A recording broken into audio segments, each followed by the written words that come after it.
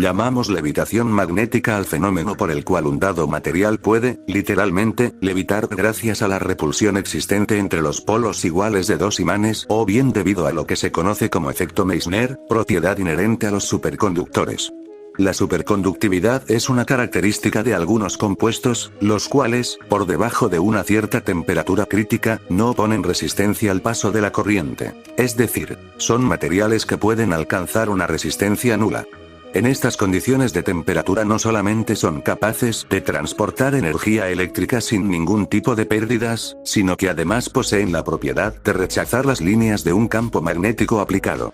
Se denomina efecto Meissner. La electrodinámica es la disciplina que se dedica a analizar los fenómenos que genera la electricidad cuando está en movimiento.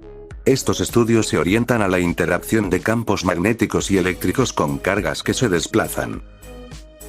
Dado que una carga en movimiento produce un campo magnético, la electrodinámica se refiere a efectos tales como el magnetismo, la radiación electromagnética, y la inducción electromagnética, incluyendo las aplicaciones prácticas, tales como el generador eléctrico y el motor eléctrico. Y he aquí unos ejemplos cotidianos en nuestras casas. Una lámpara para que proporcione luz debe circular por el filamento de tungsteno una cantidad de electrones. Un motor eléctrico que conjunto con una batería hacen que un flujo de electrones haga que el carro se mueva. Un ventilador cuando necesita un flujo de electrones para que funcione, y aquí se aprecia la electrodinámica.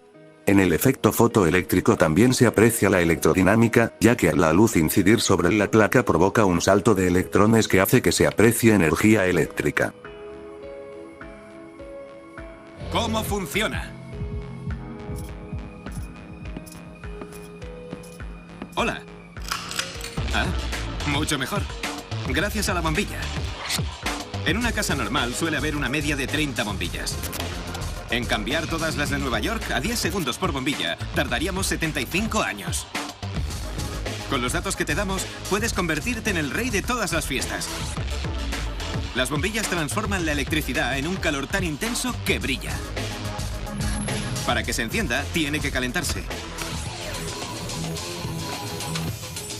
Ya se ha demostrado muchas veces que para descubrir cómo funcionan las cosas, lo mejor es desmontarlas, y esa es una de nuestras especialidades. En cuanto se le da al interruptor, la corriente activa la bombilla. Hay dos zonas de contacto con la electricidad, una en la parte lateral de la base y la otra en la propia base. La corriente llega al filamento, donde se lleva a cabo la acción mediante unos cables de cobre y níquel. Estas bombillas son incandescentes, es decir, cuando se calientan despiden radiaciones visibles. De hecho, lo que consigue que sean visibles es el filamento. Para apagarla, simplemente hay que cortar la corriente con el interruptor. El filamento es muy especial. Está fabricado con tungsteno y soporta altas temperaturas. Y cuando decimos altas temperaturas, queremos decir que es el metal con el punto de ebullición más alto. Si vemos el filamento de cerca, nos damos cuenta de que es mucho más largo de lo que parece. Es una pequeña espiral que, a su vez, también tiene forma de espiral. No fue hasta 1937 que sus inventores perfeccionaron el delicado proceso de dar forma al filamento de tungsteno. Cualquiera puede estirarlo unos 20 centímetros. Quizás parezca liso, pero si se examina más de cerca, se ve que forma muchas espirales más. Para ser exactos, entre 100 y 130. Cuando se estira, el filamento de tungsteno de una bombilla de 60 vatios tiene 54 centímetros de largo.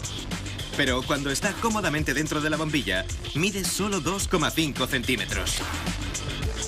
Todas esas espirales tienen una explicación. Sirven para que quepa mucho filamento en un sitio tan pequeño y que así se consiga la mayor cantidad de luz posible.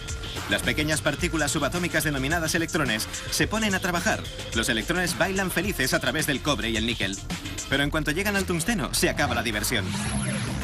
El filamento es tan fino que ofrece resistencia a los electrones al chocar con los átomos. Vibran y se calientan. Y así es como el filamento se calienta tanto y desprende luz. Es decir, se consigue que la energía eléctrica se convierta en energía calorífica o calor, que a su vez se transforma en energía luminosa o luz. Vale, ahora sí que te vamos a impresionar. ¿Estás sentado? Ese filamento que hay en tu bombilla llega a una temperatura de 2500 grados centígrados, 3 veces más caliente que la lava. A no ser que seas soldador, nunca estarás en contacto con nada tan caliente como esto. Por cierto, puedes presumir de saber eso, y no hace falta que nos des las gracias. El tungsteno no está solo en ese pequeño horno que nosotros denominamos bombilla, ya que esta está rellena con un gas especial que ralentiza la evaporación del filamento y es mal conductor del calor. Ese gas ayuda a que esté menos caliente de lo que debería. Si tuviera oxígeno, el filamento se desintegraría e incluso ardería. En la mayoría de los casos, ese gas se compone de argón y nitrógeno. Inevitablemente, el filamento se irá evaporando gradualmente. Las bombillas de luz incandescente tienen una vida media de entre 200 y 750 horas. Según se evapora el tungsteno, el movimiento del gas que hay en el interior de la bombilla se esparce, se condensa y da a la bombilla un color oscuro y grisáceo. Cuando se mueve una bombilla y se oye un ruidito dentro, significa que el filamento se ha soltado porque está desgastado. En todas las bombillas, de todas las habitaciones que hay en todas las casas de todas las ciudades del mundo, la bombilla incandescente coge la electricidad y la convierte en calor. Un calor tan intenso que brilla.